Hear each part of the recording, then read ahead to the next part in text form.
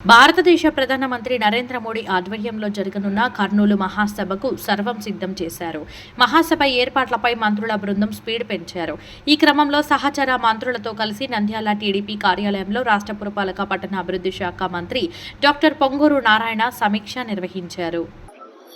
గౌరవమైన ప్రధానమంత్రి గారు రేపు యాక్చువల్గా కర్నూలు రావటం, కర్నూలు ఎయిర్పోర్ట్లో దిగటం, అక్కడి నుంచి శ్రీశైలం పోయి శ్రీశైలంలో భగవంతుడిని ప్రార్థన చేసుకుని మళ్ళా తిరిగి యాక్చువల్గా కర్నూలు రావటం, కర్నూలు ఏర్పాటు చేసిన బహిరంగ సభలో పాల్గొని ప్రజలను ఉద్దేశించి చేయడం జరుగుతుంది.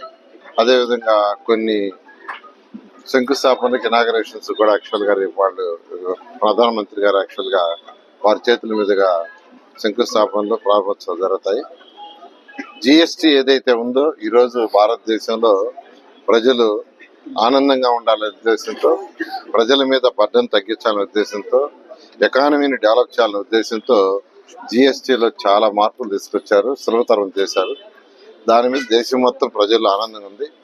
ఈ సందర్భంగా యాక్చువల్గా ఈ యొక్క బహిరంగ సభను ఏర్పాటు చేయడం జరిగింది. నిజంగానే ప్రధానమంత్రి గారికి రాష్ట్ర ప్రజల తరఫున ధన్యవాదాలు తెలిపే యొక్క కార్యక్రమంలో ఈ యొక్క సభను ఏర్పాటు చేశాము. దీనికి అందరూ పాల్గొని జయప్రదం చేయాల్సిందిగా కోరుకుంటున్నాను.